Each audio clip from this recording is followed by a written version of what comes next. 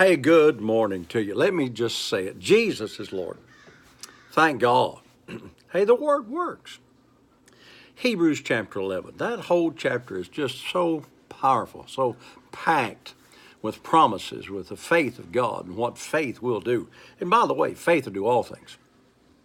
I've been talking to you about biblical authority. You've been given authority.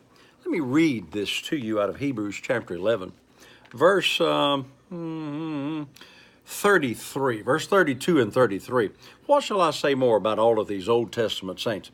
Who through faith subdued kingdoms, wrought righteousness, obtained promises, stopped the mouths of lions, quenched the violence of fire, escaped the edge of the sword, out of weakness were made strong, waxed valiant in fight, turned to flight the enemies of the aliens. Now, there's some more there.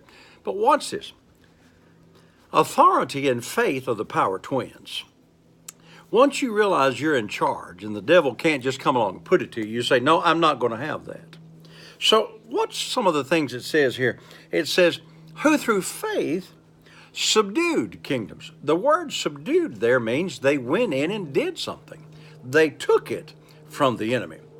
There's a verse over there where God said to the children of Israel, how long are you going to be slack to go in and possess that which I've given you? Now, he was talking about the lands that he had promised them, and it was theirs at the giving, because notice he said, how long will you be slack to go in and take the land that I've already given you, but they didn't get it because of their slackness. Well, here it says, they subdued kingdoms. Didn't stop there. Wrought righteousness, or in other words, they brought the kingdom into an area and made it work. You ought to bring the kingdom into your house. You ought to bring the blessings of God on your entire family. Watch. Obtain the promises. You see, just because a promise is given doesn't mean that I can walk in it unless I receive it. But you receive it by saying, that promise is mine. I'm not going to put up with this stuff that the devil's done to me anymore. I'm going to receive that in Jesus' name. Watch this. Quench the violence of fire. Man, quench the violence of fire. In other words, the fire couldn't harm them. And escape the edge of the sword. Out of weakness were made strong. Turned to flight the armies of the enemies. In other words, they stood for what God told them to stand for, and they had it. Now, I love this verse. Jesus said 2 or 3 different ways and several times, nothing is impossible to him that believes, or all things are possible to him that believes. So everything is within my realm of possibility. Doing great exploits for God. Excuse me.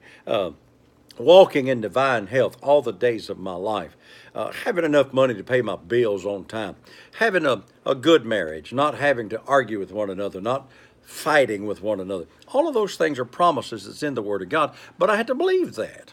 I mean, there's times that things go on at my house. It's not exactly what I want it to be, but I can change it by the words of my mouth. Almost every time that I've gone to God and said, hey, you know that woman you gave me, Lord?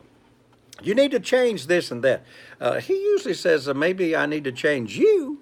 And when I get right, usually she gets right. The point is, you don't have to put up with the violence of the sword. You don't have to put up with the fire. You don't have to put up with unrighteousness, which we are seeing so much of in our nation. You don't have to put up with not having the promises that God gave you, but you're going to have to receive them by faith and take your authority and say, devil, I'm not putting up with your stuff no more. I'm going to receive the blessings of God. So until I'm with you tomorrow, saints, remember, all day, hey, Jesus is Lord. Thank God the Word works.